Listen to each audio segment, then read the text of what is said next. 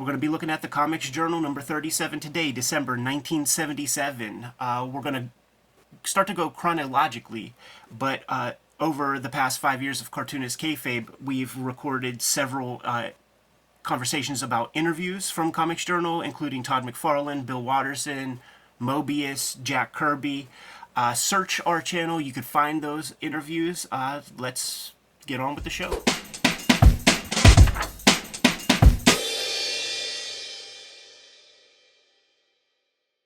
Welcome to your favorite comic channel, Cartoonist Kayfabe. My name is Ed Piskor. I'm Jim Rugg. Got a good one today, Jimmy, but got to let everybody know that Cartoonist Kayfabe Comic Book Christmas in July is next Saturday, 6 days from now.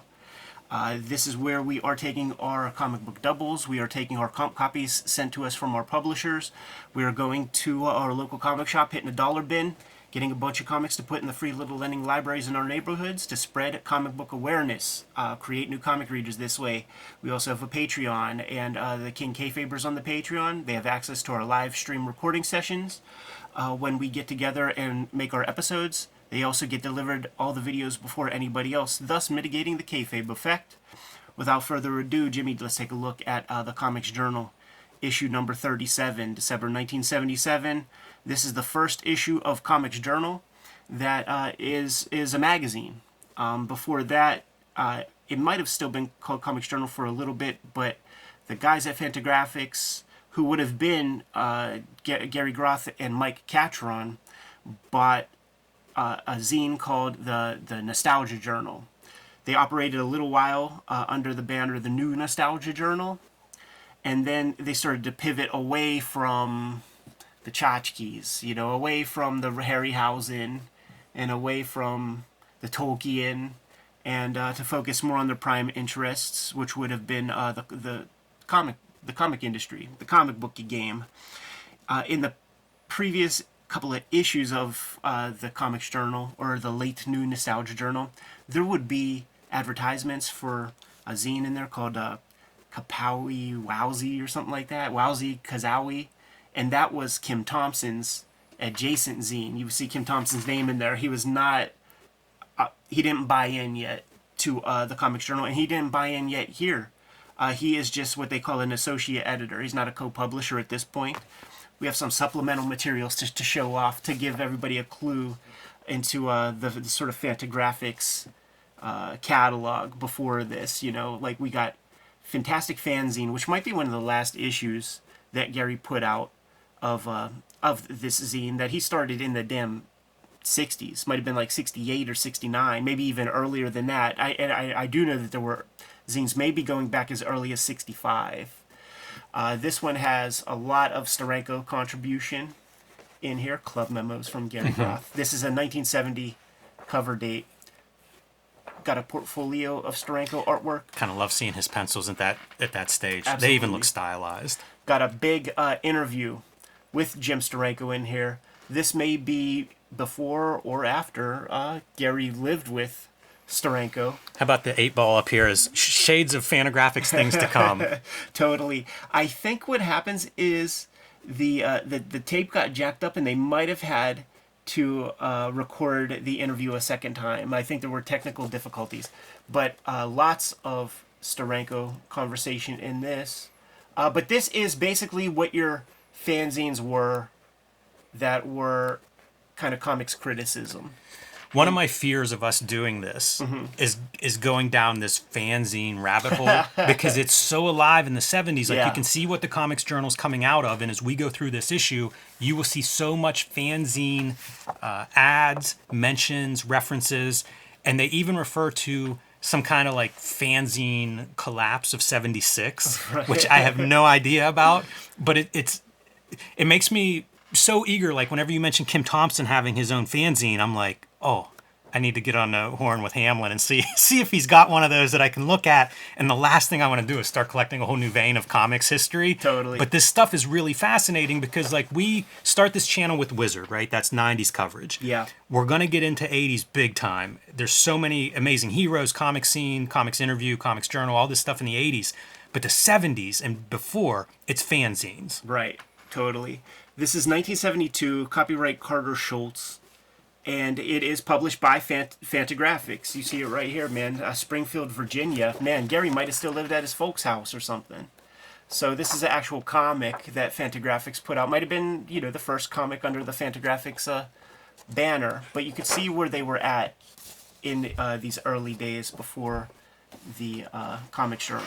This video is brought to you by the Cartoonist Kayfabe Patreon. There are 3 different levels to suit all of your needs. At the King Kayfaber top level, you will get access to all of our videos first and earliest to help curb the kayfabe effect. You'll be the first one in line to buy those books.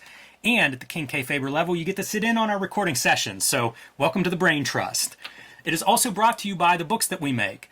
The books that you can get from me include Hulk Grand Design, The Plain Janes, and Street Angel Deadliest Girl Alive. These are all available currently in print. My upcoming releases include Street Angel Princess of Poverty, which will collect all of the Street Angel comics not in Street Angel Deadliest Girl Alive, and True Crime Funnies, my most recent self-published comic book. You can get this at my Patreon or at my website. Ed Piskor has a big year coming up, starting with the Hip Hop Family Tree Omnibus coming out this fall. You can pre-order that and put your name on a copy now. It collects all the Hip Hop Family Tree comics in one handsome volume along with 140 extra pages, so reserve that one today. X-Men Grand Design.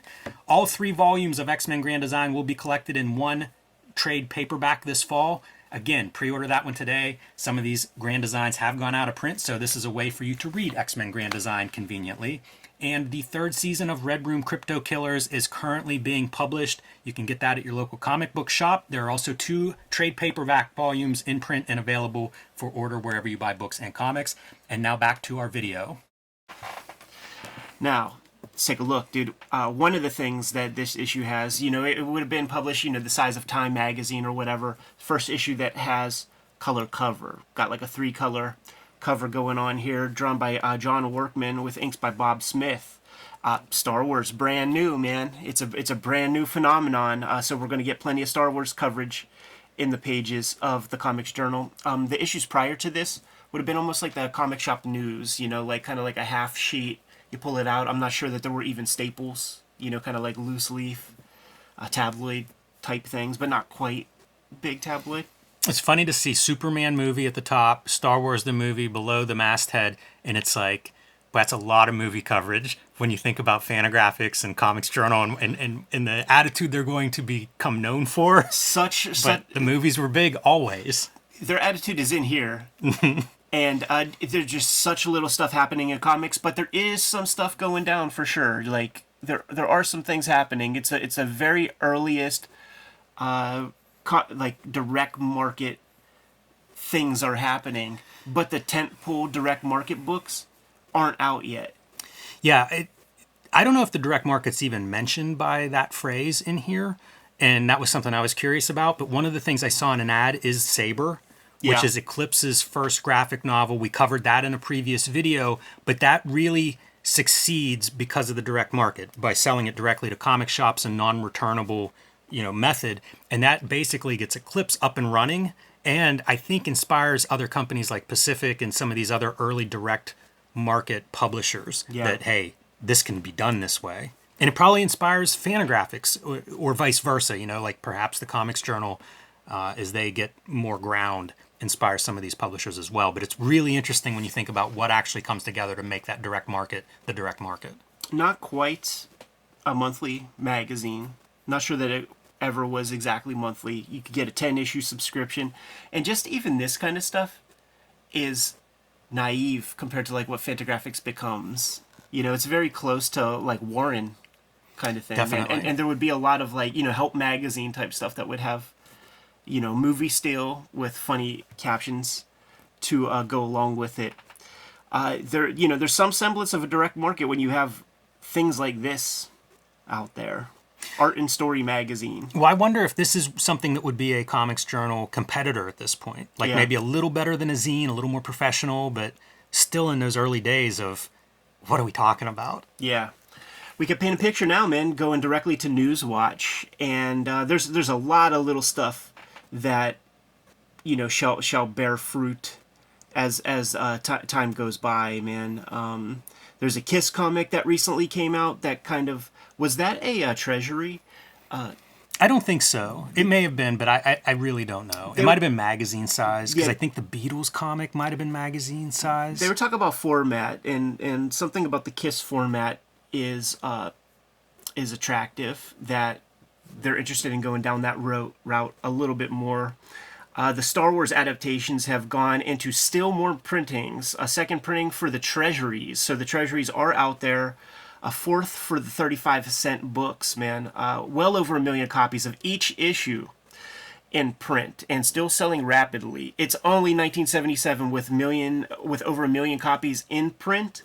This is why we have to call that kayfabe on that whole idea of like Spider-Man 1, X-Force 1, X-Men 1 being, the top sellers. X-Men 1 might be. 8 million copies, 8.6 million copies. That might be it in terms of comics history. But there was lots of distribution back in these days, and it would be impossible. You would have to go directly to Marvel to figure out how many copies were printed. There must be more millions of copies of Star Wars than Spider-Man 1 in print at this point. And this is pre-royalties. So Very in important. a lot of ways, if you're the artist on this, it doesn't matter if it sells 10 million or 10. Yeah, you got You're your getting page the right. same money. This is going to be the story that plays out as we do, corresponding and subsequent issues of the Comics Journal.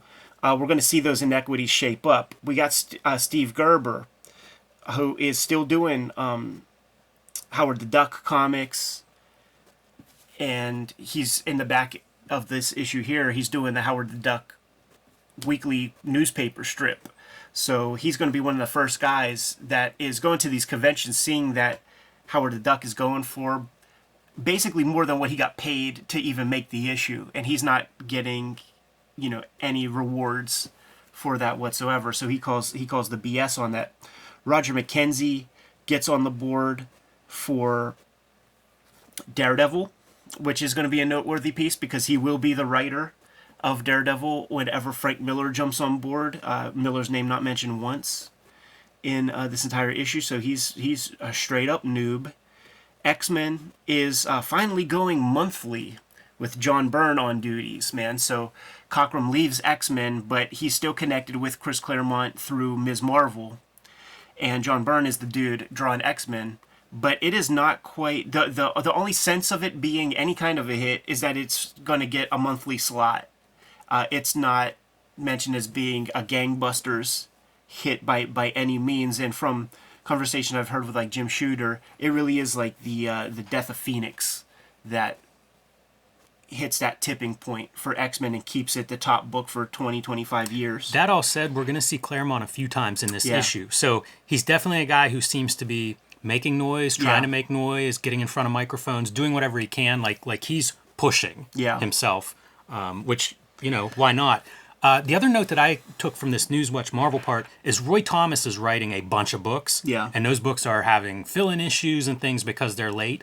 And it makes me wonder about Thomas's reputation because I know he's often criticized. I don't know that I've read one of his comics, so I don't know whether that's something that is earned or if that's something that maybe there were bad politics at play behind the scenes at Marvel, because it does seem like the way he's running it, I think he's editor-in-chief maybe at this point or one of the big editors, and it just sounds like the tone here is things are not running well there. So I wonder about that. I do believe this is a pre-Jim Shooter era. And one of the things that would happen in the pre-Jim Shooter era is that the editors would write their own books also. So there were no checks and balances in a lot of ways. So you had Len doing his own wing. You had Marv doing his own wing. Roy Thomas is still there doing his thing. Think about the corruption in terms of, I'm the editor, I'm getting paid staff, position, probably a salary, probably benefits. But then also I'm going to write some books and get pay myself some freelance stuff. Taking some skim. Yeah, you got to have some kind of system probably to keep that from happening, or else it's just going to devolve into corruption. Yeah, and all the books are late. Jim Shooter gets all the books back on time, after a little while. Figures out cost-cutting measures, and they finally start making money. The Simon & Schuster books are happening for Marvel, so they're talking about the next one that's coming forward for down the pike with that. Great Marvel Battles. Then there's going to be a Best of the Hulk. Which would be the first one that focuses on just one character. Yeah. That cover I reproduce in the collection of the Hulk Grand Design because I think it's that's a significant book, as noted here, and the beginning of Comics Journal, the magazine. Len Wein is bouncing, man. He's going exclusively to DC. Going to be picking up big titles there, dude. Detective for a while, doing some Batman works. This is the mention of the Justice League of America newspaper strip in which the syndicates are bristling at that word America in the title. Like they don't want it to be called that. And I think that is because a big chunk of syndicate business really is foreign newspapers. And maybe it rings a little jingoistic to a Dutch newspaper or something. You know, even beyond that, just having the name America makes it a smaller title than if it's Justice League. Sure. You know, you've got Superman and Wonder Woman as like the anchors for that series. Yeah. At this time. That's international heroes, you know, like why limit it? Exactly. Superman versus Muhammad Ali tabloid has been rescheduled yet again, this time for a January release, which would be a month after publication here. Pencil script are now finished. Dick Giordano is on the inking chores. So I think that this was a book that was much anticipated. Definitely. And we'll get a little more coverage of that later in this issue when there's a sidebar with Janet Kahn. Yeah. And she talks about, like, she went to Neil Adams. You know, he's a superstar. Why isn't he working in comics? And it was money. Yeah. So she doesn't come right out and say it, but I wonder if he was getting some kind of a royalty deal on that book. Because she does talk, well, don't want to get ahead of it, but Sure. It's a big anticipated book. And it makes me curious about later issues of the Comics Journal and how they cover that book. Yeah. Because that sounds like a big deal. Yeah, we'll get there, man, for sure. We got DC Merry-Go-Round. Editor Mike Catron from the Comics Journal doing some PR work for DC Comics. So in steps associate editor Kim Thompson. There you go. Into the mixture to help keep the buses running on time at the Journal. Perfect timing when you think of this as being maybe the start of the Comics Journal that we know. And here comes Kim Thompson in the door. You see a bunch of names that you recognize. You see Starlin, Bob Kanigher, you see Mike Kaluta, all mentioned. So this is the landscape of comics. Jerry Conway doing Firestorm. You know, it's slightly dismal. There's a price hike that's happened with comics. Jumped up to 35 cents, but they're going to add some more story pages into the comics, going from 17 to 25 pages. And that's going to come up again too, and also that whole idea of format, because like you talk about like Marvel having some success with the KISS format, which I think was a more expensive magazine. Why that matters is there were newsstands that were reluctant to put comic books out at all because a 30-cent comic or a 35-cent comic, that's just not how you make money. Right. You can sell these magazines for $1 or more, a lot more profit in that than there is in a 30-cent comic. So these publishers are kind of getting it from both ends. On one hand, 35 cents too expensive. On the other hand, not expensive enough to make time for the newsstand to clear shelf space. But those treasuries are their way in. They are dollar books. And who even thinks about this? You know, as a reader, like I never even thought about it that way until this week reading this. Right. The Superman movie is impending. It's going down. These are some of your early steals, and what they're talking about here is that there are some winners of a DC contest or something. You write in, you send some stuff in, and you get to show up in the movie. So 2 people showed up. That's basically what they're promoting here. Really, it's a way to hot shot the magazine to get people to buy it. You know, Starlog magazine might be out at this time, having all that kind of coverage.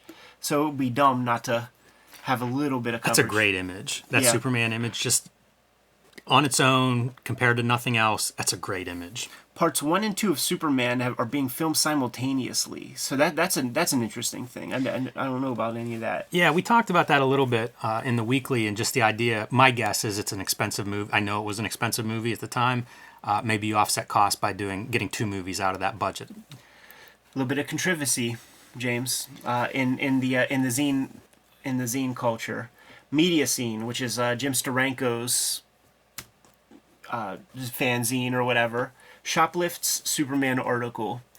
If you fuck with media scene at all, you could type the exact verbatim listings of like whatever they're talking about with the movies, and you pop that into Google, and you'll see that come up in a million places because they pretty much just transcribed press releases. It really didn't have. It was closer to an ad zine than a fanzine with content.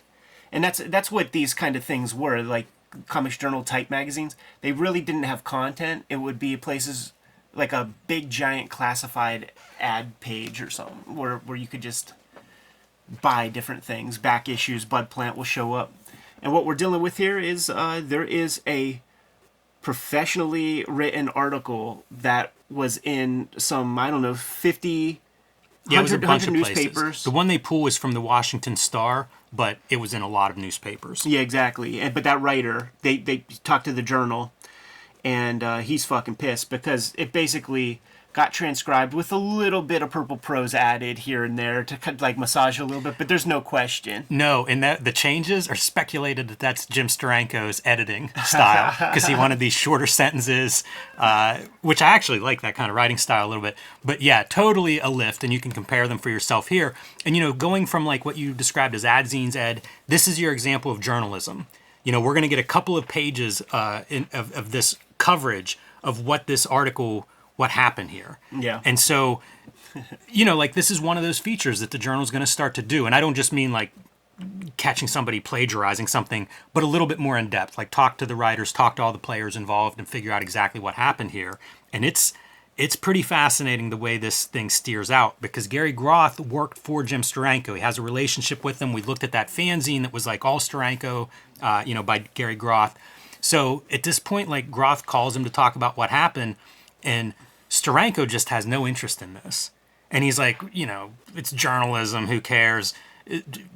Does anybody monitor any of this stuff? Just really kind of like giving journalism no respect. And Groth is like, on the spot, I named 3 magazines, publications that only do this. Like they just investigate this kind of ethics in journalism.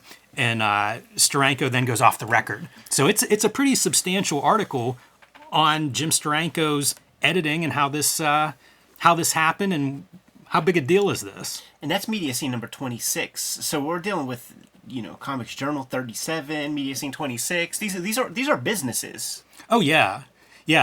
Media Scene published by Supergraphics, Journal published by Fantagraphics. Right. And when Gary and Mike bought the new Nostalgia Journal, or the Nostalgia Journal I should say, like what you're buying is the mailing list of subscribers. You're buying these addresses that you can sell to.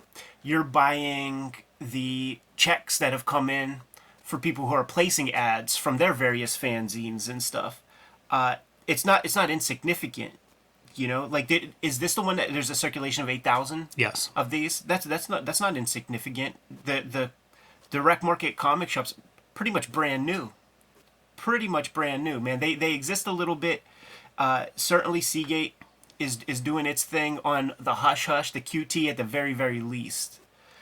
But Bud Plant is in the game. Yeah, there's a substantial Bud Plant ad in this issue. And of course, dude, if you want to read the rest of this, see Ethics on page 17. Why would they do that? Why wouldn't it just be on the next page? It's a good question. I don't understand it because a bunch of this magazine is that way. Like there are several of these articles, and that's how magazines used to be. Like wrestling magazine, every magazine I would get would be like continued on page 78, and it's like why? And it makes sense when you have color signatures, but there's no color here. Right. So many of these ads are of this sort. It's just for other zines, competitive type publications. Yeah, that just came and went. Viewpoints. I didn't find myself reading the interview. I mean, the letters column too much. Jimmy, did you pull anything? I pulled that this is really internet, negative 2.0 or something because that's what a lot of these sound like. Like the comments that you'll read online about whatever disgruntled thing. One of them that stands out is somebody complains about the 35 cents and how they're done buying it. It's not worth it. The comics are bad quality, and at that price hike, they're out. Yeah. So that was one that stood out.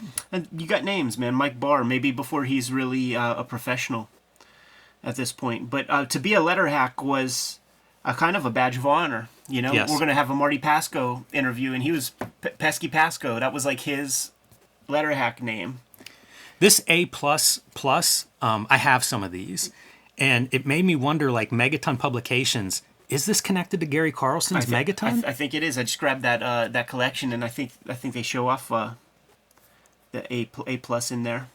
That's really interesting to me because, like, Carlson, that adds one more chapter to his publishing legacy, and really puts him in a position of like publishing from the 70s, 80s, 90s, even to today. And if I remember correctly, these are those odd shaped size things that are half-inch too tall or something. You find them in the quarter bin kind of bent up. Yeah, I'm not sure. It's quite possible. They're definitely that weird. They're the pre-80s black and white explosion.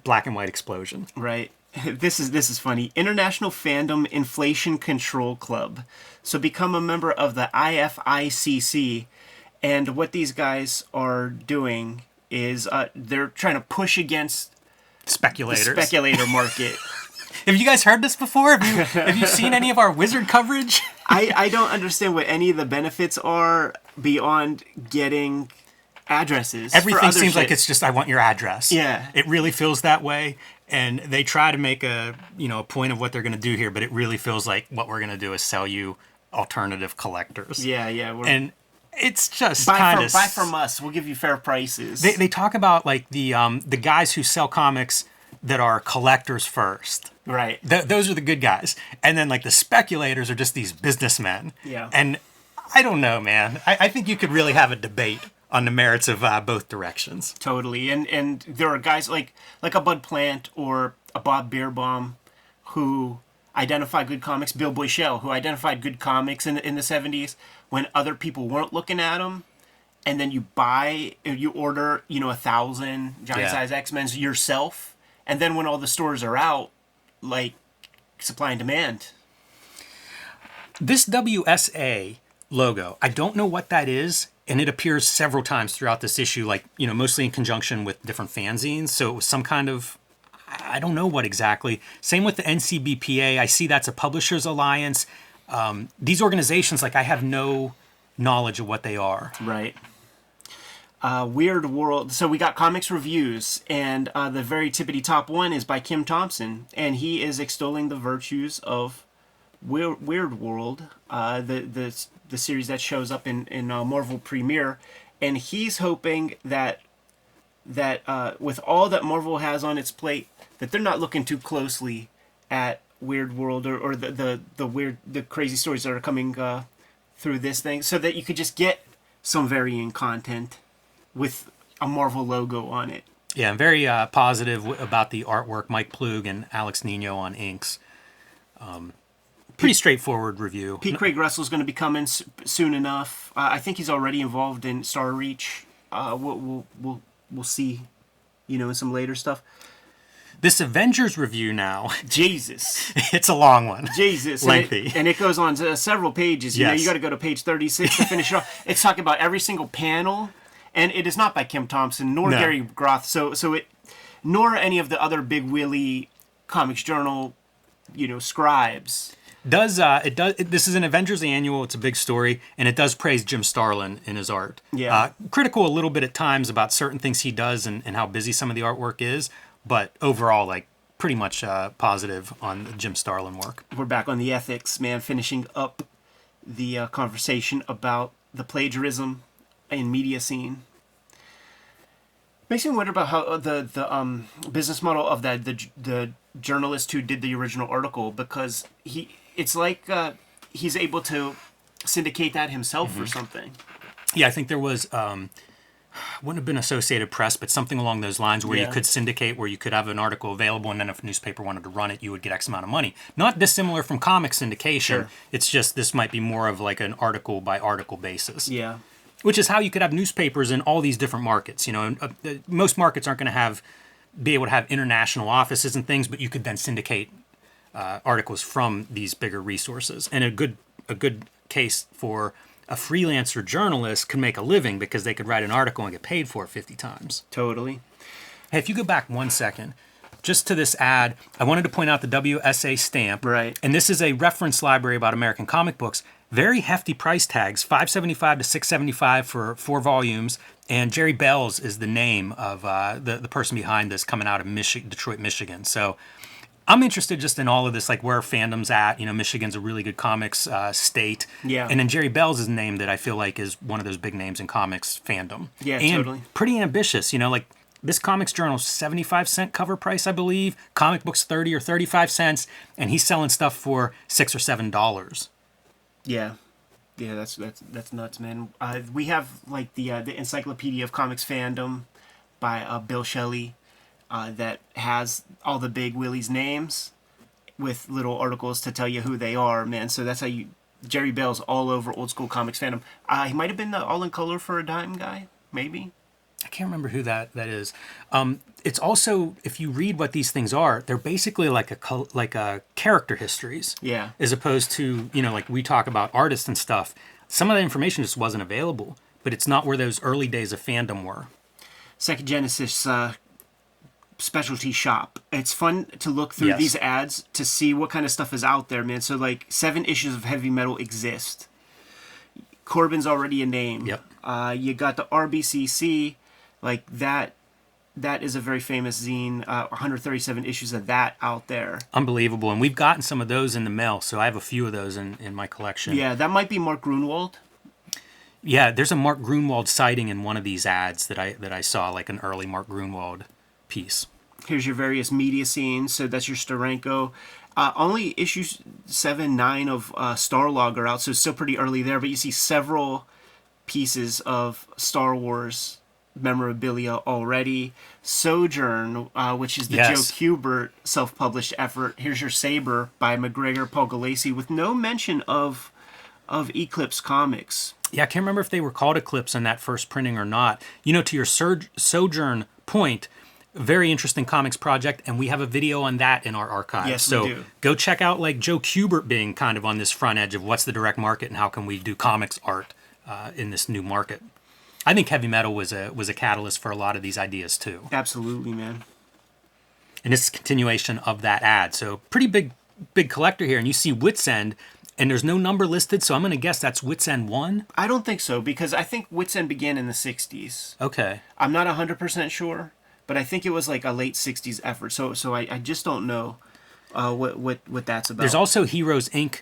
Number 2, and that's on my list, Heroes Inc. number 1, which was a Wally Wood self-published comic book at this time. So guys are definitely trying, like, how do we get around the Marvel DC stuff? Totally. Foom is out there, number 15, 16, 17, being sold. Gorblimey Press catalog. That would be Barry Windsor Yes. Smith. He's moved off of his Conan works and is just out for self at this point. But there's some Walt Simonson story or zine or something. It's fascinating too, like Hot Stuff number 4, which would be kind of an underground comic, but also moving more into like fantasy side of things. Squaw Trant number 7. So the Great EC zine is, been around for a little bit, but part of this kind of collective as well. Yeah, you never see mention of Alter Ego in here, which I found interesting. I don't think I've seen it spotted at one time. I like this piece of Star Wars art. I feel like the way Star Wars has evolved, like you wouldn't see stuff like that anymore. Totally, man. Star Wars, the $8 million Saturday Matinee by Frank Catalona. And this is from a panel, his point of view from a panel he was on with some, I guess, film critics and Harlan Ellison. Yeah. And the film critics all spoke first down the line saying they liked Star Wars, and then Harlan Ellison basically telling them why it wasn't as good as they think. Right. And he's got some time on his hands to soak up Mr. Ellison's wisdom, and he, point by point, describes why he thinks Harlan Ellison is wrong and they're all right. Basically saying that it's self-aware enough to know what it is. It's not trying to be great filmmaking. It's a fairy tale, and you got your, Boy He Leaves Home. And even Lucas admits, like, just the reverse engineering of the Joseph Campbell, idiom. One of Harlan Ellison's criticisms, according to this guy, is that the best character is R2-D2. Right. And it does make me think, like, he criticizes the characterization is the bigger point there. Yeah. And I kind of think, like, wouldn't we all agree with that? Wouldn't George Lucas agree with that? Like, if he could just have, like, not actors, but some, almost animation or something, I feel like that's what he would opt for. Right. So it's kind of a accurate, I think, description. Love this piece of fan art also. Look at the Vader and how much that is not the Vader that we all know. It's a good comic book Vader, though. That is a hard helmet to freaking draw, man. It is. And, again, speaking to the time of, like, this is early Star Wars before, like, we all kind of knew it and had reference everywhere. and it's kind of fun to see the fan response. Absolutely. Hot shot in the issue, Jimmy. This is the stuff that you would get, what you would have access to. You know, I'm sure those came in press kits, and it's like, well, let's dress up our zine and use some of this imagery. The differences between fantasy and sci-fi explored. You know, that's old school fandom conversations. Look at this ad. For Advent fanzine. It's so great. Tim Corrigan drew this piece, man. We know him from Space, like one of the sort of early kind of mini comics guys that kind of spent his career doing mini comics. You would go to his table and he'd have 50, 60, 70 different comics he did over a 25-year period. Yeah, did a zine in the 80s that was reviews of mini comics and stuff that's really cool in magazine format size. And who knows, if we go through the 80s, maybe when we hit up to that year, we'll look at one of those as well. I get nuts when I see hand-lettered advertisements. It's pretty good hand lettering too, because he's doing like some different sizes and bolds and italics and stuff. Yeah. This looks like a Kennywood mascot right there. I remember there's like that pink one. What was that one's name? Do you remember? Oh man, I don't know. All right, boy, man. This is where Kim Thompson unleashes. Marvel's Fouled Up Film Book by Kim Thompson. Worth mentioning that Jimmy and I took a look at the Star Wars film adaptation in Treasury Edition format on the channel by Howard Chaykin, Steve Lee Aloha, Roy Thomas. That's what's being covered here. Kim Thompson is going through those issues, the entire film adaptation of the first Star Wars movie. You notice it ain't called A New Hope. It was just Star Wars. And just point by point breaking it down about how the comic has failed. Successful film, good for what it is, shit comic. Howard Chaykin hacked the artwork out, rushed it. These first two paragraphs is him saying like why something is that way. You know, like why is it look this way? Possibly a deadline, possibly this, possibly that, probably this, you know, and he's kind of going through and saying what's bad and then like speculating on why those things were done the way they were done. Doled out in about 17-page increments in the issue format, so he had to create these arbitrary cliffhangers at the end of each ish that were dubious at best at times. I know them from the Treasury, so like it's more seamless. Making arguments that maybe you shouldn't verbatim take every word from a movie and put it into a comic. It does make mention of the extra scenes, the Jabba scene and things that were put into one of the positive things is that opening scene that's cut from the movie but included in the comics. Kim Thompson thinks is a good scene. Yeah, with Biggs and Luke on Tatooine. Goes deep enough to criticize the color, and what he was paying attention to is how the colorist decided to color Darth Vader. You know, if you went for like the bluish gray hues, he's down. But if you start putting red to the eyes, that's a different story. Yeah, it talks about the different inkers working over Chaykin and their approaches and what works and doesn't. Some of the Chaykin choices that don't work, like the what's the scene in the bar? Yeah, the shootout with Han Solo, and that it just doesn't read the same way based on Chaykin's interpretation and how he displays that scene.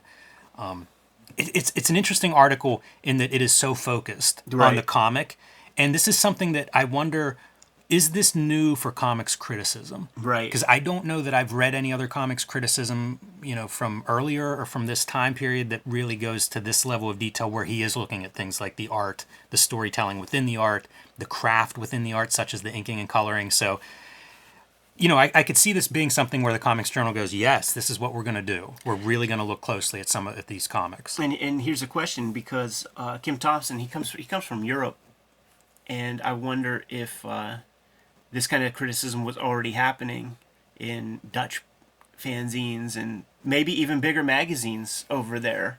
Who knows? Ultimately, all in all, Star Wars is an artistic flop and a commercial blockbuster. I'm sure Marvel feels awful about that. Right. Just poking fun at himself in a little bit. You know, spent 2,000 words talking shit, but it doesn't snarky matter. Before snarky was a trend. Rest in peace, Uncle Kim. Yeah, no doubt. Look at these zines. Tell me you don't want them, Jimmy. I'm so taken by this. It's wild. It's a different time period. In these various smaller ads that you see, you never see X-Men mentioned. That is a non-entity of a comic. You mentioned earlier, like in Off the Record, like you don't see Daredevil showing up in any of these. Yeah, it's something that Tom Scioli had mentioned when we were talking Frank Miller's Daredevil run and how he really made that book successful and it was nothing before that. These ads are proof of that. Because you have to imagine, why is Daredevil not listed? Because it's not even worth the space, to advertise it. Right. Like these are dime books or something back then. And some of these ads are several pages. I think this is the same advertiser, and this is page 3 now of that ongoing ad. How about Heroes Inc. 2? Second listing of that I've noticed. It's funny how that works too. That becomes a magazine size with issue 2 compared to the first issue 1. I'm under the impression, and I can't cite why, but I think issue 1 was kind of distributed to army bases and maybe not well distributed, period. Right. And then you see like almost this growth in the magazine market for whatever reason, probably for profit margins. It was probably if you could sell a similar number of copies, but now you're charging twice as much because it's a magazine, everybody gets a little bit of money that way. I remember hearing about Rocket's Blast as being like the first place that a lot of people's works showed up, writers and artists. I wonder if I have any of those. Sojourn 1 being highlighted here. It's pretty cool. These Charlton Bullseyes, I've bought a couple of those. Cartoonist Profile, I think, is one of those underrated comics magazines. And in some ways, that would be your connection, I think, to Comics Journal. True. Thematically, because Absolutely. You're interviewing real cartoonists and going in depth with them. Yeah, there'd be photos like in their studios and shit to go along with the conversation. Cool thing about Charlton Bullseye is that you're going to get, whenever you see one, grab it, because you never know who's going to be the artist in there. Like this one right here looks like a Joe Staton E-Man. But the sort of thing about it is that, like Eric Larson said, you don't get paid, but you get published. And at this level of the game, it actually paid some dividends to see what your work looked like in print so that you could manage your inking and stuff like that. How about this? Steve Canyon is going to be mentioned a couple of times in ads because they're starting to reprint Steve Canyon at this time period in softcover collections. Yeah, I don't know who the publisher is. None of the ads talks about that stuff, man. I wonder if it's early NBM. I just don't know. I have no idea. Scorchy Smith is also reprinted, and whenever they describe that down here, they talk about how this is an artist's art. This is the artist look at. Right. Noel Sickles, of course. Yeah, Kelly Freas, art books. Satan's Tears is an Alex Nino art book that pops up in a couple of these places, and it's also interesting that these catalogs are not huge. You know, you look at a couple of these ads, and you'll see the same titles. Bill Stout, Barry Smith, Vaughn Baudet. Yeah, and you can see it. Frank Frazetta posters. Yeah. EC Portfolios, that might be noteworthy because I think Russ Cochran had a hand in that, in doing that before the hardcovers. So we're going to start to see that. That could be building his money chest to get into the hardcovers. Yeah. And building his mailing list to sell hardcovers. Got the A+ stuff from Megaton. Eric Kahn, that's a book I have. Some of those, yeah. Fat Freddy's Cat. So, dude, probably like one of the very few undergrounds that have been mentioned. Like the undergrounds are done. Shout out to Evan is Power Comics. 5 issues of Power Comics listed here. How about this one? Now, this is going to really like root it into a period of time. Quack number 5, with stories including The Beavers by Dave Sim. So this is pre-Cerebus. That's what I'm saying. Like we don't have ElfQuest here. We don't have Cerebus. We have these ground level comics. The Mike Friedrich stuff. I think Quack is a Mike Friedrich. Starreach absolutely is. P. Craig Russell is on the scene. That Parsifal story is like a legendary story. It's like one of the most noteworthy stories like in Starreach that a lot of cartoonists would reference as like being important to them. And he was at the cutting edge of comics artwork. He'll be referenced a lot by Gary and Kim in subsequent issues because it's what we had. It's all we had. Yeah, definitely legacy kind of stuff too, because somebody brought up the War of the Worlds, the Marvel premiere or something that P. Craig Russell had done at Heroes this year and got a big clip of those. So like definitely a legacy there. It's neat to see these comics because it's a mashup of something like, Northern Light is a superhero, early superhero comic, right. But it's also on the same page as like Slow Death and Rip Off Comics. So you have this like head shop undergrounds as well as the beginning of direct market and self-publishing existing together. Like that's the time space here. Totally. And Quack obviously is an answer to Howard the Duck, which had such massive popularity that, listen, Marvel doesn't own the copyright on ducks, so we're going to make our own duck comics. In some years, 5 years from now, the comic book company Comico, their entire business starts by the money they made by drawing duck commissions at Comic Cons. Weird. This is for that Maurice Horn book about the comics of the American West. Somebody sent this to us. I got that in a flipper. Oh, interesting. Yeah. I was going to say Maurice Horn. We looked at the Encyclopedia of Comics that Maurice Horn was a big part of. An amazing book. So it makes me curious, like what else Horn's doing. When I saw this ad, that was the first thing that came to mind. Yeah, Jeff Darrow hit me up about like when we did that, because some of the dudes that we talked about, like Misao Kato, who was like one of the few Japanese people mentioned in there, Jeff Darrow knew him, and he knew this Maurice Horn stuff, but there was a different book, and I did buy it. I think it has to do with like Euro comics, but it's an English book. So this guy was a deep cut academic. Yeah, it makes you wonder like who he's hanging out with and having conversations with. Totally. Because there's that small list of people that would have been doing work in that direction. This is pretty straightforward, just advertising things that people want or things that people are selling. Interview with Martin Pasco, Pesky Pasco, on Marvel, Neil Adams fans, quote unquote relevance, Green Lantern, Green Arrow, cinema, violence, editorial policies, TV, the Comics Code, collaborations, future of comics, and bullshit.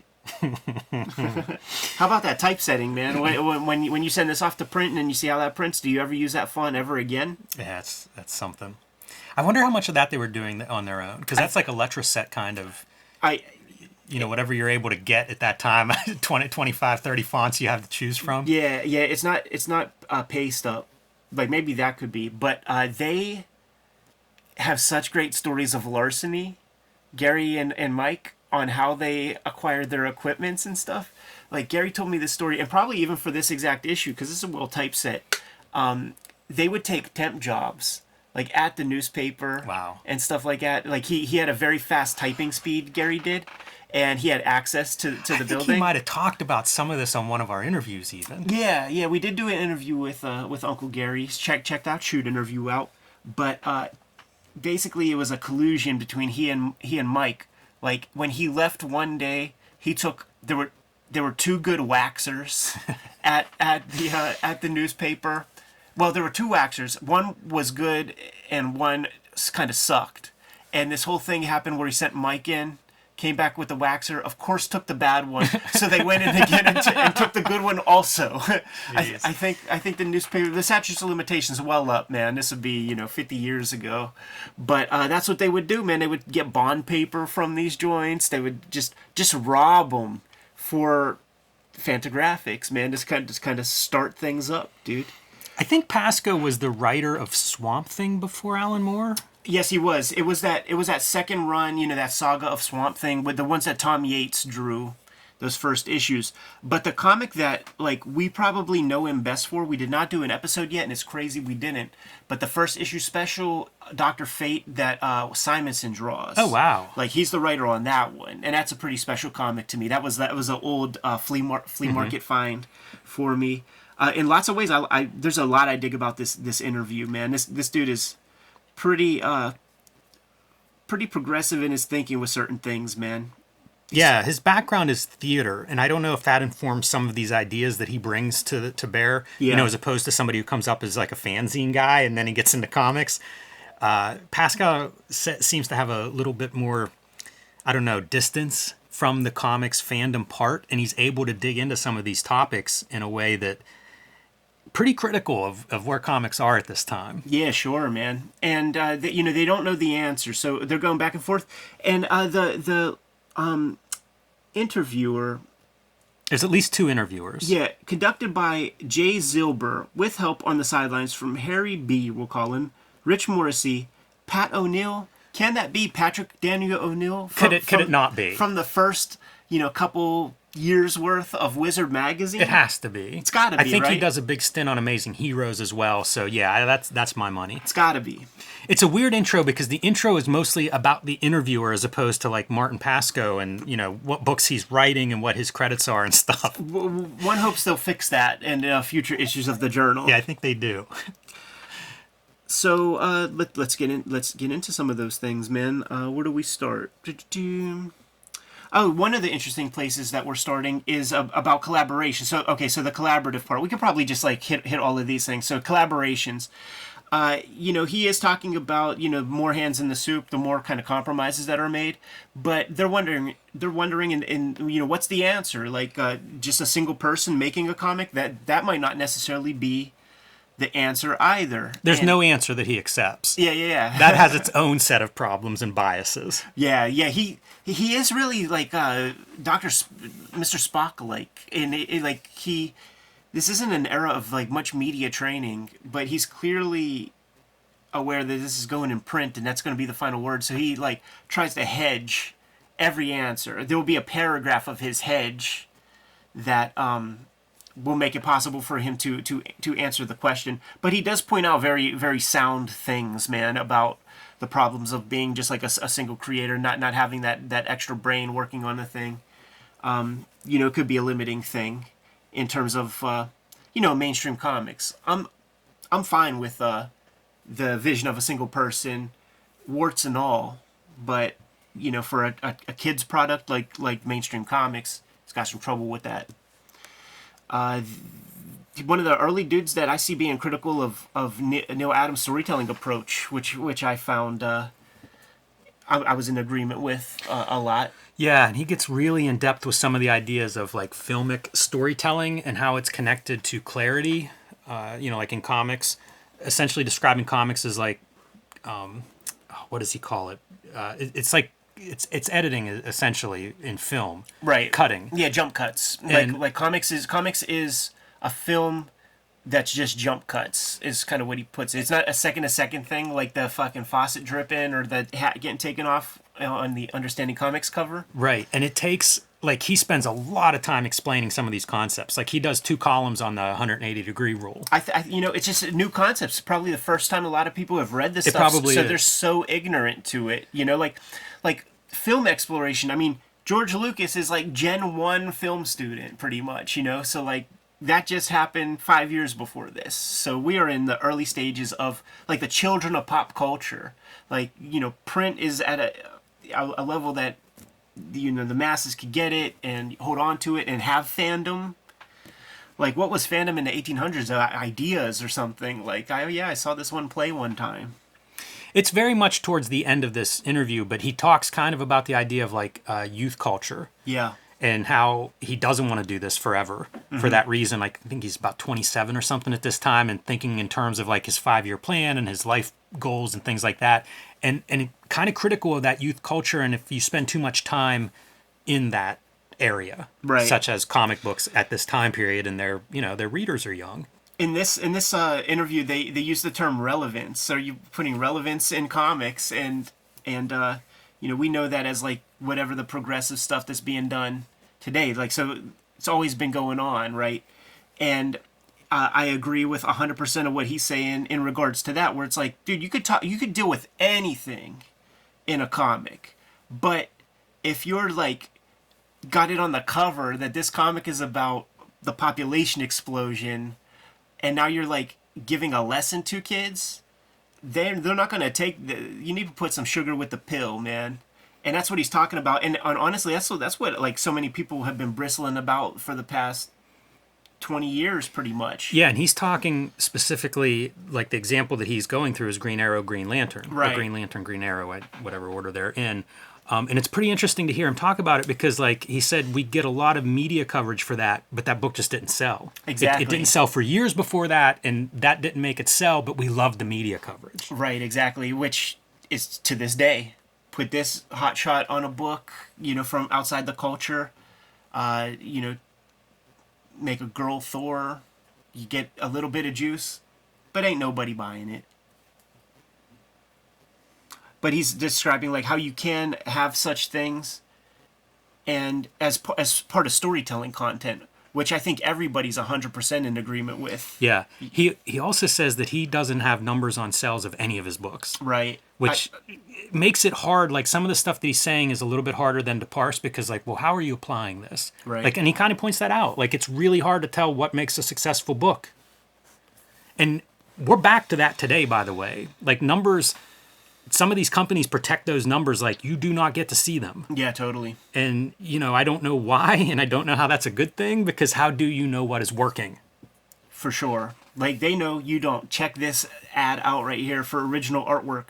For the measly sum of $30 each, you're getting John Byrne pages from Iron Fist. And, dude, 14, is that for the first Sabretooth? You could have bought the first Sabretooth page for $30. It's amazing to look at this, and then like I brought a Heritage Auction catalog that we're going to look at later to see like how these pages would be presented, 35, 40 years later. Yeah, man. Yeah, population explosion right on the cover of that Green Lantern, Green Arrow. Right. And he gets into like 3 or 4 different stories that cover that subject, and how they were disseminated, how these stories were told, and the elegant ways to do that, and the inelegant ways. Probably the most inelegant is to just like have a big caption on the cover. But he did like a Bottle City of Candor story where like they pushed to the edges of the town or whatever to kind of illustrate the population explosion. And then his criticism is the story reveals that it's one person's fault. And he's like, well, how's that relevant to our world? Because population expansion in our world is not one person. It's like the world. Right. So, you almost have this idea that's relevant, and then you take the relevancy away by having some supervillain be the scapegoat. Mm-hmm. It's interesting, this article, and I didn't think about it until now, but he's known as a letter hack. Yeah. And now that he's writing as a freelancer, he identifies differently, but we don't get into any of his stories. There's no talk about that. It's almost totally like, okay, you were a guy that was critical about all these comics for years. Now you're on the inside. Let's talk about the business a little bit from your critical letter hack standpoint. Yeah. You think the $1 and $2 books are the way of the future? I don't know if they'll go at those prices. $2.50, $5? I don't think. As long as there are still newspapers and there's still some editors who want a funnies page, I don't think the medium is such. A story told in a sequence of blah, blah, blah will ever die. So he's like... Defends the art form, but saying that the comic book is going to change. And he says in 10 years it won't be recognizable. And that's something I think a lot of casual fans don't think about. Like all these words mean different things to different people. Like when I say comics, it's newspaper comics, it's manga, it's comic books. It's the words and pictures when I say comics. When I say comic books, it's very specifically a saddle-stitched, 6 5/8 by 10 1/4 format. I totally. And like, let's get that on the record now, because the comments that come in when we say something like, yeah, we love the comic book, and everybody's like, well, no shit, but they don't realize that we're talking about this very specific format and not just comics in general. Yeah, I have no interest in the let's define everything, but at the same time, I do want to let people know what I'm talking about with that. No, yeah, of course. I mean... And I mention it here because, like, this is a conversation that has gone on forever. Like, my entire life, I'm born in 1977, this is printed in 1977, so literally my entire life there's been a conversation about the comic book format and whether it's done. How about Julie Schwartz's flat files that are full of ideas? Like, I'd be curious what that is. And he says that so many of those ideas do come from the letter hacks, who essentially his thoughts are the idea of like a no prize thing where people call up or send letters and they have a criticism about something going this way or that way. Like, you could just make a story out of that and turn it into something. Yeah, and he says sometimes you can do that and answer that question in 2 pages, and then you get 15 pages to play around as a writer. Totally. Which he does describe, the differences between Marvel and DC at the time are that DC wastes a lot of good story opportunity because Marvel might do a several-parter and, explore something in greater detail. But DC might get the germ of a cool idea and really shoot their load really pretty fast. Also, there's no real continuity in DC Comics because of the little fiefdom system that they have set up. And that's going to come up in conversation here. Of the little fiefdom setup where you got like your Weisinger Supermans and Jolie Schwartz doing other stuff and the Kanigher Kuberts doing the war books. So these little fiefdoms, they never kind of intermingle. And now you got Earth 2-3, Earth 3000. You could see within the body of this conversation that we're going to need a Crisis on Infinite Earths at some point sooner than later. And I'm in the process of reading Jim Shooter bibliography of DC Comics, and I'll read the entire comic. He doesn't write, he'll write the Supergirl backup feature, but I'll see where Superman is at that time. And there'll be 2 Superman stories of like Superman from the year 2000 and then a different one that's Superman from the year 3000. And it's like, what the fuck are you guys doing here, man? Yeah. Mark Grunwald, who would be known at Marvel as having that continuity in his head. Totally. So you get an early reference of Mark Grunwald, who, before he enters the system, is still already cataloging and chronicling some of these histories. This is fun, man. Spidey Super Stories in this ad. So that's from the Electric Company. So that's happening, dude. You're going to get to see a little bit of Spider-Man on the TV. He don't say nothing. He speaks in thought balloons. And he might bump into Morgan Freeman a time or two.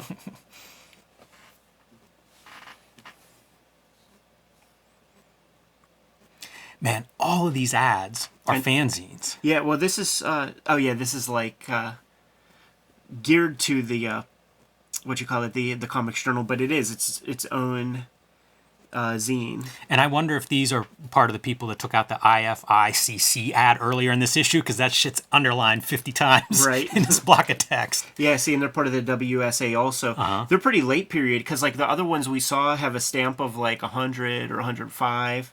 These guys are 1,000, man. They're at on the bottom of the pyramid scheme. I wonder if the W and the A stand for Writer in America. Right. Oh, and now we're talking about how the books are kind of exploding. There's a lot of material being put out, certainly by Marvel at this point. I guess they're done with was it Independent News? Was that the DC distributor that they were a part of? I'm not sure. I think that's done. So they're exploding, and they're just kibitzing about the lack of editorializing that is done, man. Bad spelling, bad grammar, fucked up stories that are happening in Marvel because of the split energy, the spread energy of like the 3-4 writers who are writing everything. Yeah, they bring up a quote about originality, and he's like, even that can be overrated. Like, the story's got to be good. Right. He mentions about like, they're not even sure about how long and what ages read the comics. Like Marvel, I think, is something like a 3-year window that they believe are their readers, and DC is something like 6 months. But I don't know where any of that information comes from. Right. If that's something that just an editor told him once when he asked, because if they're not giving numbers of sales, like, I can't believe they would have that type of information. Right. available. Yeah, it's very specific stuff. That's fascinating that it would be like a 3-year window before you grow out of it. Right, yeah. And you would always, I would always take that into account when I was reading and as I got bored of it, because it was the cycle. It'd be like, okay, time to do the Venom story, time to do the Green Goblin story, and it was every X amount, depending on the hotness of the character, it might be every year. Now it's just like 6 books a month or whatever for whoever the hot character is until we hate him. Right. Yeah, it's so fascinating too. And like with the model that they built and having all these extra new books, like the administration of these companies, they think so little of the medium that it is a kid's medium, because like, why would you not try to have some titles for late period readers? Like, let's keep them on the hook forever. You don't have to grow out of comics. Oh, is there a publisher on your Steve? It's called Comic Art Publishing, and I'm thinking California. I think I know. I think I have some of this stuff. You could get them at Ides, like in their aftermarket. Yeah, that makes sense. So it's like a one-color kind of landscape format type book that might have 2 strips per page. It's so good to have this on record because like it's not like Marty Pasco comes up in conversation for Cartoonist Kayfabe. It's the first time we mention the fella. We're not getting into any of the specifics of his works, like you said, but he definitely has a lot of thoughts. Yeah, and this is the end of the article, I believe, and he talks about he's approaching age 30 and wants to kind of be done with this stuff because a lot of people are washed at that point. It's a youth movement. What are you going to do as you get older? Which is really funny because we're going to see like the ages of the DC editorial staff a little bit later in the magazine, and they're a lot older than 30. And he's like, I can't afford to waste much time, but he's going to continue writing at least into the early 80s. I don't know how long he writes for DC, but at least that long. So whatever his plans are to kind of like make his mark and move on, sticks around a little bit longer than planned at this stage. They're even having those conversations. They're talking about the code and how much of a paper tiger it is already in 1977. How meaningless it is. Yeah, there's some strange. They get into some strange territory here. Yeah, I wasn't even going to say anything about that shit, man. Very bizarre ad right here. I don't totally understand this because it almost looks like content. Totally. It's from the UK. So what's cool about it is that you get to see stuff like where 2000 AD is. It's in its first year of publication at this point. House of Hammer, that would have some of those early Brian Bolland works that are in the Eclipse, Brian Bolland's Black Book. You remember that one? Mm-hmm. Like some of those are in there. The Marvel UK type shit is happening, like with Captain Britain and like Rampaging Hulk.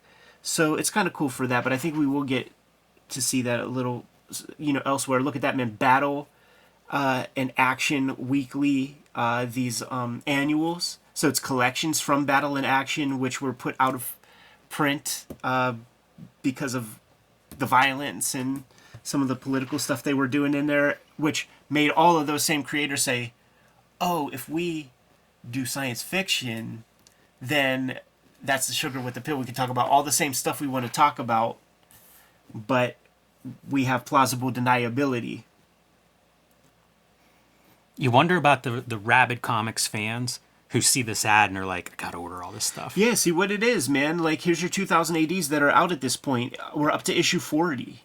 And that's not something we saw in the other ads where you see a lot of repetition. These are some different titles. Yo, it's so much, man. It's your first Tintins that we're getting. It's, and look at this, man. Hagar the Horrible collections, Popeye collections, Lieutenant Blueberry. So there's your Mobius, Asterix. Yeah, and speaking of Blueberry and Mobius, it's like there is some, if you're the crazy person with this stuff on your wall and threads connecting everything, you can connect this to heavy metal now. Yeah. It's starting to make the world of comics a little bit of a smaller place in some ways. Chicago Comic-Con report, Jimmy. All the players are here, and this dude is giving in-depth coverage on the con. Super bizarre. It starts out with a Chester Gold sighting where Chester Gold shows up early and then leaves. Like he is swamped with people. It's weird. He leaves. Right, but I think he was there for 4 hours talking. Yeah, I think he did a panel or something. It wasn't it was a scheduled appearance, but I think he was maybe a little overwhelmed by the response to him. Yes. Great photo here. We have Stan Lee in a time period when I never see Stan Lee at this era very often. And just, man, a 70s Stan Lee and Janet Kahn. So DC and Marvel publisher sitting down and, I don't know, smiling for the paparazzi. Mike Grell, a bit of a star on page one here. Yep. So it's first real mention of him. He just started Warlord. He was on the the Legion of Superheroes with Jim Shooter after Dave Cockrum. Super prolific. I'd be kind of curious to get more info on Grell's career because he's doing comic strips as well as comic books. Anybody familiar with his art style, clearly there's a lot of illustrator technique in it, which is to say the guy was working as fast as you could work pretty much and doing a lot. Yeah, and very detailed too. Mm-hmm. I hate to call him a poor man's Neil Adams, but in some ways it had these qualities where it's like there were certain reference material that I think was popular, and then he's figuring out what's the ink line that you put on there quickly, but also kind of feels modeled and detailed. Howard Chaykin, another early sighting here at the con, and talking about his experiences there. Yeah, selling pages, man, from selling Star Wars pages, dude. You could have bought a Star Wars page at this Chicago Comic-Con off of him.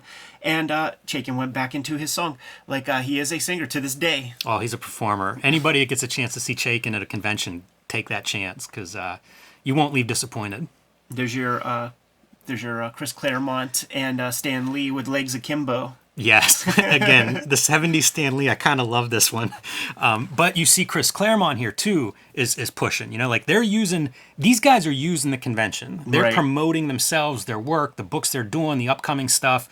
Claremont has a Ms. Marvel screenplay that he's passing around and showing people at this stage. Yeah, and that's what it is. It's like there wasn't like a barrier. It's the way they paint the picture. It's not like there's like a barrier of like table and fan or something. It's like you guys are all like in this room and you're just walking by people and talking and chatting and like you know, a typical convention. The writer guy does say that Chris Claremont looks like what Mason Reese will look like when he grows up, and if you're a Stern fan, you know what that means. You know who that is, man. But there was like one lone chick in there, man, that had a shirt that she had Sharpied or silk screen that said Chris Claremont fan. Mike Vosberg, he's a name that's coming up in here. He would have been working on some ground level shit at this point. So this is one of the telling pieces for me out of this issue. Amazing. Janet Kahn is DC publisher. You know, we've talked about her a little bit in past episodes of basically coming in from a non-comics background to apply some book publishing ideas to the world of comics. And it's kind of fascinating. There's a licensing fee that she is giving creators if they come up with a character that gets picked up that essentially DC will then own but be able to sell, right? Yep. And so, like, let's give some incentives to creators to come up with new stuff. And there's like a whole pilot program of how that works. Totally. But that licensing fee, to me, early royalties in comics. Totally. If you can give us something valuable, we'll make it worth your time. And she describes morale was low, and trying to create a better atmosphere for the people making the damn comics. So instituting a policy where like if you deliver a finished strip, you are leaving with another strip to draw. Yes. Constant employment so that you can't be poached. One of the little pieces, even in the very beginning, dude, and even the company logo has been redesigned. So she is getting Milton Glaser to design the iconic DC logo that we all know. The best DC logo by Milton Glaser, one of the greatest graphic designers in the history of the universe. Like, she put that to practice, man. And that logo stood for 25 years. Calls out the ages of the editors and how, like, this has to change. 65, 60, 48 years old, respectively, these editors at DC. They had a couple younger editors and one left. Might have been Len. Well, I was thinking maybe Denny O'Neil. Yeah, maybe. But in any event, like, she recognizes, like, we need some new ideas here. We should, so 65, 60, and 48. I think the 48-year-old is Joe Kubert. Okay. And then you got Jolie Schwartz as one of those old heads. I think Mort is well dead at this point. I'm not sure. Yeah, I was thinking Joe Orlando's probably there then, so he might be 60s feel so old for him. Like, if 54. Like, I always think of, like, if you're in EC in the 50s, say 20 this is years 25 old. Years later. Yeah. Maybe he's 48. I see. You know, maybe Joe Kubert's a little bit older. He might be the 60-year-old because, I mean, like, when does he start comics? You know, he's like 15 or whatever. He was 12. But then that would mean that I knew like a 90-year-old Joe Kubert, and I don't think so. Yeah. Yeah, but in any event, recognizing that, like, we're making stuff for kids and it's 60-year-old men here that are making these decisions. Like, come on. Yeah. This is great. Gets into the Neil Adams stuff, you know, that this Superman Muhammad Ali, like, how big is that book? I know it years after it's released, so I don't think I understood, like, that was a big event. Right. And Neil Adams just makes it bigger, you know, like it's amazing. And combine that with the Superman movie release, like, the synchronicity of what they're doing there, it's amazing. But she talks about, you know, he left comics for money. So she doesn't say it, but there had to be some kind of, I assume, like the licensing money. There must have been some money to be like, Neil, come back. Like, right. We got something worthy of your name. Talking about the price hike of just the regular issues and how it's not really going to anybody but to pay for the better product. Yeah. And just rising costs of production. But I think she's the one who mentions about like the newsstand distribution and how they'd prefer if the book's $1 than 35 cents. But then you got to figure out how do you make the dollars. And they were doing those big 100-pagers. Yeah. Or 68 page, 80 pages, whatever they were. But they were the bigger, thicker comics. And then you could do dollar issues. And if you ever wonder when you find those in like back issues or whatever, like why people are complaining about 35 cents, it's to appease the newsstand distributors, which is pretty interesting to think like simultaneously you have now comic shops in the direct market starting to come up. So now you've got like these two very, very different interests between what a newsstand dealer wants and what a comic book shop dealer wants. Yeah. Fascinating little piece here. Pretty cool, yeah. Makes me wonder, like, as Comics Journal evolves, like how much Gary's putting together issues and going, you know what, more of this? Right. This is interesting. Let's keep her on speed dial. Barry Smith is there, dude, with freaking Conan pages, showing off pencils. I love, too, that Chester Gould is like, you got to get a picture of him if you can. Like, that's a celebrity within this world. You know, in ways that, like, Chris Claremont isn't, at least not yet. And this would be, 77 is his last year of making the strip. He's pretty much done. He keeps an office at the Chicago Tribune for a while. I have this documentary that I've had this documentary on DVD for years, and I only just watched it for the first time recently. And part of his workday was a 100-mile commute to and from his house in Woodstock to Chicago by way of train. And I'm imagining that's right. He writes on the train and then draws and executes when he gets to the office, and maybe writes coming back or something. But a 100-mile trip every day. It's a long time on a train. Yeah. This is an article about a magazine, or I guess not a magazine, a paper, about Frederick Wortham and basically the comic censorship that comes out of the Comics Code in the 1954 Senate hearings in America, and the idea that comics are contributing to juvenile delinquency. Right. As viewed through like I think it's a German paper, so as viewed through the eyes of Europeans looking at this stuff. Yeah. It's very strange. Like, they call attention to the idea of William Gaines doing this full-page ad, and it doesn't say where. I don't know if it's Mad Magazine or one of the Sounds other like EC it. titles, but the group most anxious to destroy comics are the communists. So this is an ad that he would have put out in the 50s, and kind of like, I don't know if they're validating him exactly in That's this what it seems like. in this article or what, but yeah, it's funny that this continues to be a part of the comics conversation 25 years after. Yeah. We're getting some, not really a mea culpa, but some Tony Isabella love, or at least making excuses for why Tony Isabella's comics ain't that good. Gary, in the Journal number 32, pretty critical on Black Lightning, which is a video that we did on the channel. We looked at Black Lightning 1, and pretty critical of Tony Isabella's stuff. But this writer, maybe it's this Dwight Decker person, they came up through fandom with Tony Isabella, and the guy states firmly that you guys in the mainstream, we've not seen the great Tony Isabella works. Man, he's compromised by working for the big two, so it's unfortunate, but you can't blame him. You got to blame the process. I met him briefly at a show in Philadelphia many years ago, probably 15 years ago now, and bought some artwork off of him. And he's in Ohio, Tony Isabella, and I think I must follow him on social media, had like a garage sale, and it's basically his comps and, his comic stuff, scripts and things like that. So how bizarre would that be to roll into a garage sale like that? Yeah, that's fun, man. We're continuing the Comic-Con coverage from Chicago Comic-Con, and then we get into the fun, the Neil Adams stuff, where, he just kind of answers a couple quickies, man. Neil Adams, dude. So, I wonder whether he intentionally set fandom on his collective ear with his innovative style. Neil Adams says, no.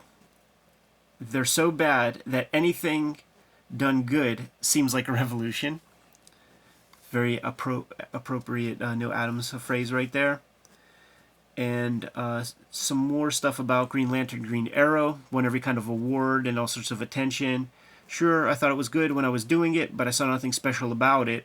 Talks about the Ben Casey stuff that he did in comic strip form for a number of years there.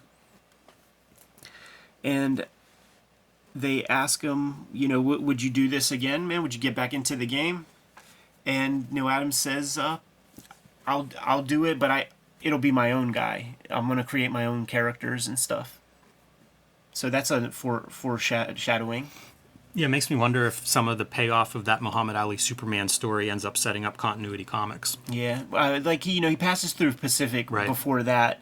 Heads up the crusty bunkers, man. Anyone around at the time to help save a good pencil job from a bad inker. Yeah, that's fun. And Continuity Associates. So and he describes the model. So like if you're at Continuity, like he's not giving you work. Like you're basically a freelancer. He's got a space and you can rent a cubicle or something. I think it turns into something much more than that, because during COVID and things, he was showing around the space, and it was opulent office with lots of square footage and glass walls and all kinds of beautiful stuff. He has some of the artwork from, I think he still has the cover to Superman Muhammad Ali like in a frame, like at Continuity. Oh man, what must that be worth? I'd be curious about a continuity history and how that develops, because I mean at some point he's doing, like he's an ad agency. Totally. So, yeah, he calls it two different things. You got comic shit is the crusty bunker. Continuity Associates is the ad stuff. But I have when we were digging with Fife at IDES, Michelle Fife, I grabbed this one magazine, this Charlton magazine format called something like Emergency. It's either like firefighters or like ambulance drivers, and every artist and creator is a crusty bunker person. It's like Terry Austin, Klaus, Larry Hama, like. It's the Krusty Bunker crew put this together, but the name Continuity nor Krusty Bunker is on it. It's just like if you know, you know. Yeah, that's interesting. And it has like a marker cover that looks like a Neil Adams type comp.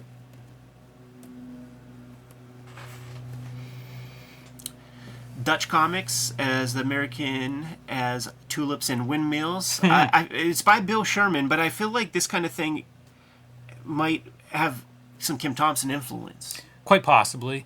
It's an anthology It's an anthology book featuring these Dutch comics.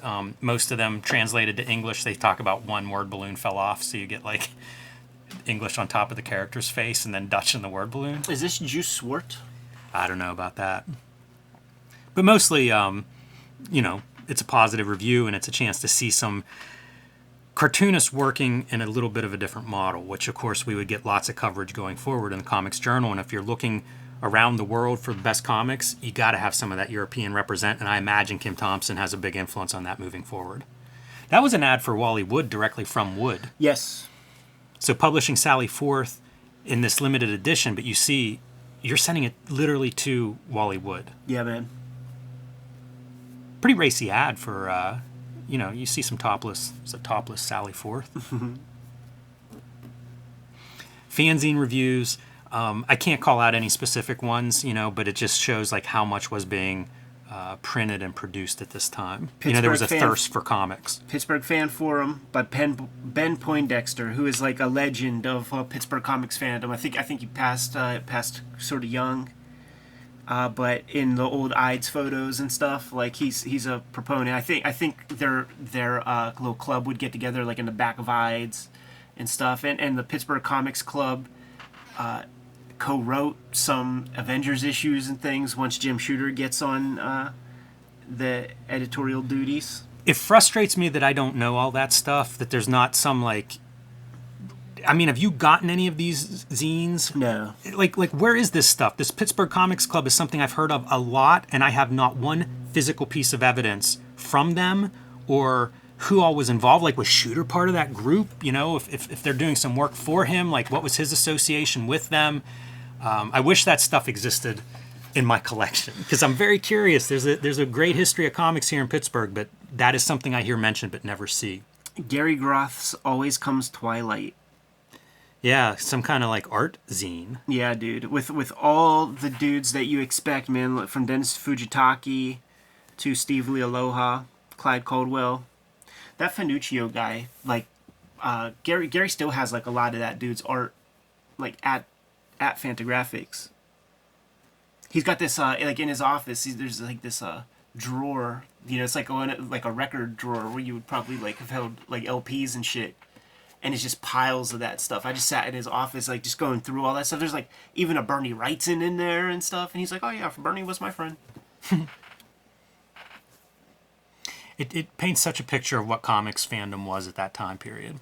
Yes. And then the conclusion of the magazine here are Spider-Man Sunday strips and Howard the Duck Sunday strips. Yeah, amazing. By John Romita. These look fucking spectacular. So to print these, you must contact the syndicate. Yeah, exactly. It wouldn't be like a Marvel license. It would be a syndicate license. Yeah. And probably whatever it costs to run these in your paper. Yeah, 50 cents, per strip or something like that. I was thinking the same thing, man. It's interesting because whenever you get into Amazing Heroes, the early issues, same deal. Like they're running comic strips in there as well. And I never put it together that, like, yeah, you would get it from the syndicate and it wouldn't be that expensive. Right. Yeah, it's literally just 4-page ad for the strip. Hey, you like the strip? You want to see where it's going? Go tell your local paper to carry it. Man, we just had the Larry Lieber stuff, dude, in the 80s, and it was never in our main newspaper, but I would get both newspapers in town, and I had no idea that there was a Howard the Duck strip. Right. No clue. Gene Colan on that.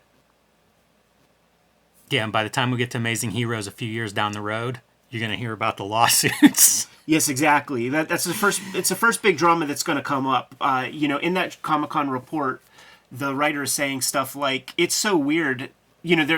There's bifurcation in the con, so like the creatives are in a different spot. It's kind of like how New York Comic-Con is, where like the creatives are in a different wing, and then the dealers are in their own wing. And he's talking about, it's weird when you go to one table and you see Howard the Duck 1 is $35, but you just turn your back and there's another table and that same comic is on sale for like $5. Like what is that? And those prices are just going to continue to increase. And that's when Steve Gerber's going to be like, damn, like I made less money making that entire comic than these dealers are selling it.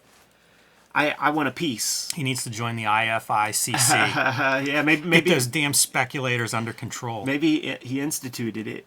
It's pretty cool, the Howard the Duck stuff. Gene Colan inking himself, I assume. Yeah. No inker credited anyway. Yeah, I wonder how long that lasted, because when they were mentioning some of the stuff like the JLA strip, it's getting 13 weeks, so it's just like a couple of months, like a 3-month bid, and then like that's it. It's interesting, all the characters, all the licenses that did get like a cup of coffee or something in syndication. Yeah. It almost always surprises me whenever like Hulk had, comic strips and stuff like that, and you just don't think about it because it ran probably more than 13 weeks, but not like, no big substantial run. Yeah, and a big if it continues, it's usually, Scott has some foreign deal that makes it worth their while or something. But there it is, dude. Issue 37 of the Comics Journal. A completely different kind of conversation to have about the history of comics. An era that really is setting up the world to come. Like we talk about there being only one distributor now. Even back then, there kind of was one until Chuck Rosansky from Mile High Comics goes to Marvel and is like, you can't legally do this. You can't just deal with one guy. You have to open it up. And the way he puts it, he put together like an 11-point plan, and 10 of the points were enacted by Marvel almost immediately to like really set off the proper direct market as we know it. So I'm sure Suling is doing his deal, but like it's when Jim Shooter becomes editor-in-chief that he starts to question, like, what is this Seagate thing to the guy in circulation? And it's literally a deal that Suling has with that guy to just like drum up some more, get some more. Man, that's brilliant. I'm so curious now about that circulation guy, because like that is just a revenue stream that he has now developed for Marvel. Like you wonder, like, you give him a VP title and like, let's grow this revenue stream. It's a number that Shooter, when he talks about it, that Shooter paid more and more attention to. It's all profit. Yeah. Like you're not getting returns. Yeah. It was so inefficient, that newsstand distribution. So I assume that that'll be stories that are covered as we go through here. You know, one of the takeaways from this too, this feels like ancient history to me. This is 14 years before Wizard, 13 years before Wizard. It's not that long ago. No. It's really not. And and this paints such a beautiful picture of exactly where things were and how things, like, all the pieces are aligning to create that direct market. You know, we're starting to make more expensive books. Heavy metal is opening people's eyes up to what comics can be. Your hot-shot in movies. Books like Howard the Duck are becoming successful enough for the creators to feel jacked and juiced up. Yeah, it's all in here. Licensing stuff to some of the creators that come up with new ideas that the companies are able to sell. So now, if you don't get that kind of extra money, you're upset about it.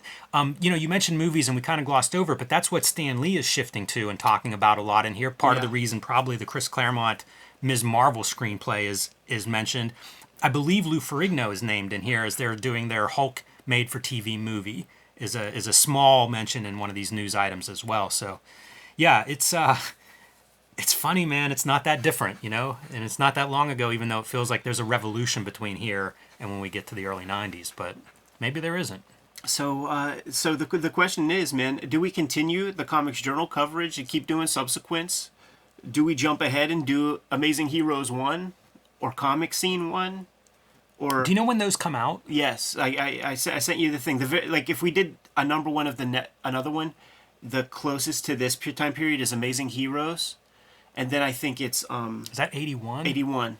So we'd have quite a few comics journals between now and then. Yeah. So should we just keep going with this? Like, possibly. Yeah. That's a question I want to leave up to you, Jimmy, and the Kayfabe audience. Let's see where things are going. It's Gil Kane cover, and it might be Black Mark is a focus of the next issue. So you might get a good Gil Kane interview or something in there.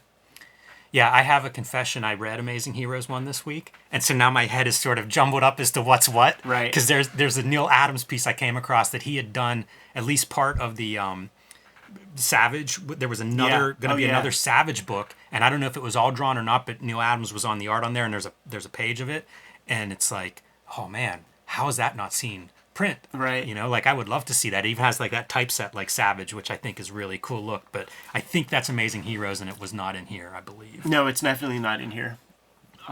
Yeah. But that Black Mark stuff is another one of those like really interesting pieces to me in comics history and Gil Kane. I'd be very comfortable keeping this going on, and also, of course, we got to see how it reacts with the audience, man. I think the title of this video is salacious enough to get some clicks. Good to go? I am. Kayfabers, like, follow, subscribe to the YouTube channel, hit the bell so that we can notify you when new vids are available. Cartoonist Kayfabe Comic Book Christmas in July is going to be the last Saturday of this month, next week.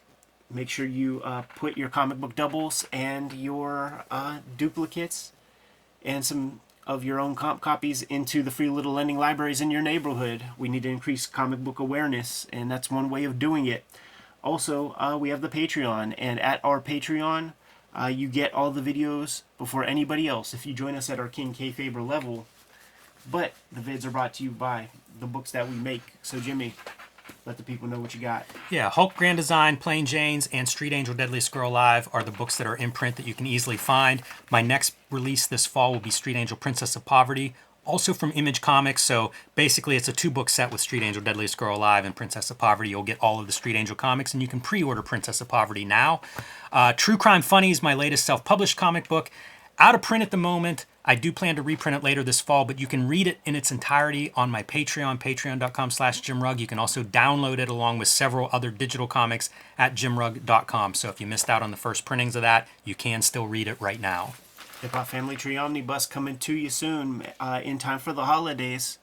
It collects the 4 volumes of Hip Hop Family Tree, as well as 140 pages of additional material. Make sure you get this thing pre-ordered because we had to print them, so now those numbers are limited. We're locked in. Same deal with the X-Men Grand Design trade paperback that is forthcoming for the holiday season. There are out-of-print volumes of X-Men Grand Design, so this is going to be a way for you to get all of it. Red Room is my latest focus. Red Room Crypto Killers is the latest season of Red Room Comics. There are 2 trade paperbacks out there right now. As of this coming Wednesday, the 3rd issue of Crypto Killers is coming out. That's going to be a hot key for Ed Piskor bibliography, because the characters that I put into the backup of that comic are going to be the focus of my daily strip. Jimmy, what are some other ways that the people can support the Cartoonist Kayfabe channel? Subscribe to the Cartoonist Kayfabe newsletter at the links below this video. You can also find Cartoonist Kayfabe t-shirts, merchandise, hats, mugs, stickers, and more at our spread shop. That link is also under this video. All good ways to support the channel. Give them those marching orders and we'll be on our way. Read more comics.